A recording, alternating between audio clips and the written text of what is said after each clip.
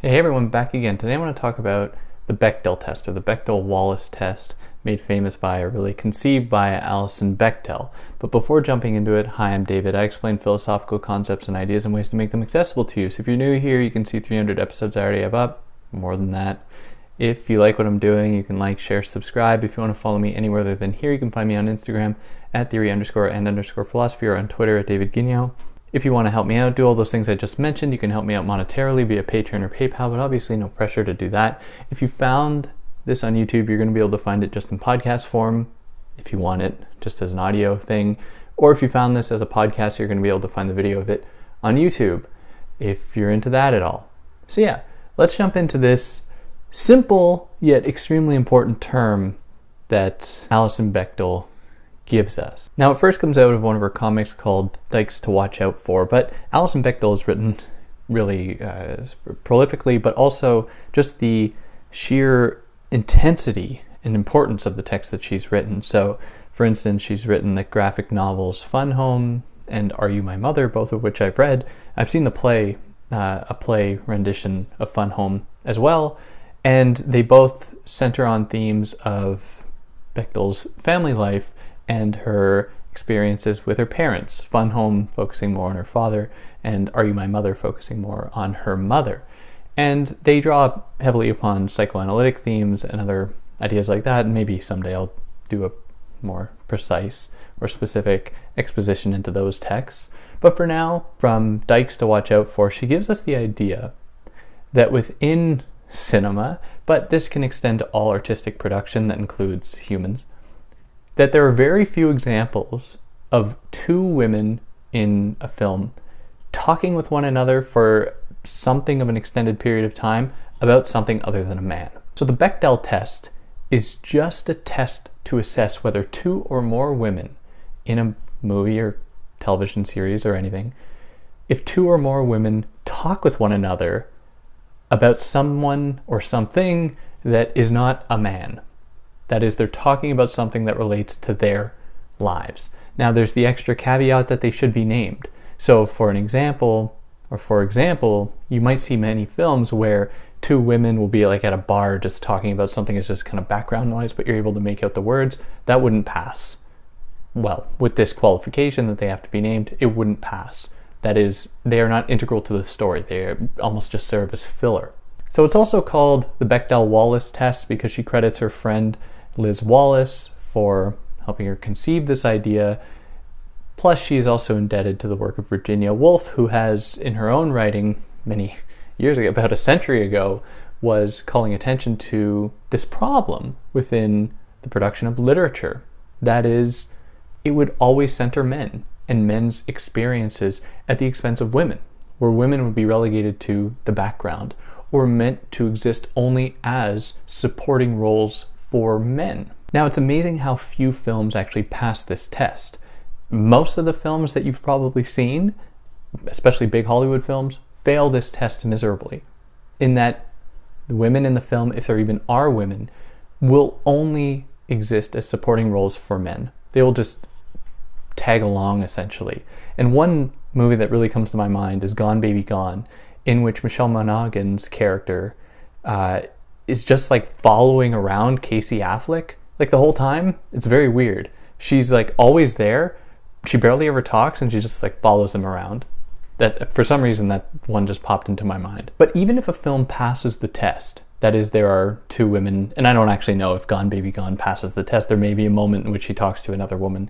But even if a film passes the Bechdel test, does not mean that it's like not a sexist movie. Films like Die Hard and Grease, for example, that are extremely sexist, are films that pass this test.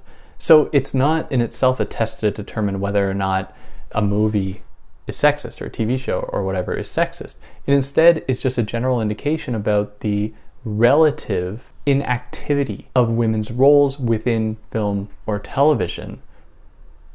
So it is not a catch-all to determine all possible sexist rhetoric or whether a film is sexist, but it will tell us whether or not a film includes women in an active role as their own characters, which in itself is actually not even true. I mean, there might be women who just talk briefly and the film will then pass the test, which signals just how low the bar really is. So even all those films that pass this test, or TV series or whatever, might still be extremely sexist. And the only feature, the only way they pass is because there's one conversation between two women that can be construed then as being more than them talking just about a man. They're talking about something else, and therefore it passes the test. Or two women might be discussing something that might not directly relate to a man, but might nevertheless relate to a man's quest, like something that will help the protagonist, the male protagonist, succeed in their journey or proceed through their journey. So really at its core, this test is like such a low bar as far as determining whether or not a film or TV series is sexist. It's a good starting point because likely if a film doesn't pass it, then you know pretty much right off the bat that it is going to be contributing to a culture of sexism that repeatedly excludes women from active roles within film, rendering them or just relegating them to the status of supporters for male characters. Now, there have been some pushback to this test. That is, some people have suggested that, well, all that it is trying to do is push a social justice warrior agenda, just trying to include women, even though that's not what people actually want, or trying to force dialogue between women that, would seem unnatural or something. But that couldn't be further from the truth. What the test actually does instead is just show how deeply rooted unconscious biases within our society, within our world, that just seems naturally privileges male roles, male actors, male characters within film, even though, there's no natural reason for this. As far as I know, the first humans didn't have video cameras and weren't making films or writing down literature. It is something that has come about culturally because there are many films that do pass, of course. So it's not like some kind of like biological imperative that people must follow where only men can occupy these roles. And the same applies not only to women, but to people of color. Are people of color in the film? Do they have an active role that is not just meant to support white men? Are there queer, gender non-conforming folk? What are their roles? Do they have active roles? Are all the characters heterosexual? Are all the characters thin? If we're going to talk about fatness, for example, why is it that only certain people get to repeatedly occupy the main, center stage of these films, of television series, and we see the recycling, or we see these figures be recycled over and over and over again, largely white men? And then if films don't necessarily try to oppose this, but if a film opposes this, let's say like with the new Ghostbusters, or one of the new ones that had an entirely female cast, or the Ocean's 8 film that has an entirely female cast, at least the central characters, there's a great amount of backlash, treating it as though it only exists to be a response to, a reaction to the original film that is seen as being almost naturalized, normalized, not anything to question, even though the original Ghostbusters is a garbage movie. And if this is the first time you've heard this, I'm sorry. It's just a bad movie. I laughed a lot more in the entirely female cast one. But in any case, whether or not that's your opinion doesn't really matter. The point being that there's just such resistance to trying to incorporate women in more active roles within film, treating it as though it is a forced development instead of just naturally reflecting the world. When of course these films and the way they are repeatedly made, with men occupying the primary roles, always comes to shape culture and to reinforce certain dominant cultural attitudes that appreciate men over women. And so we see the cycle continue and continue. And yeah, that pretty well covers it.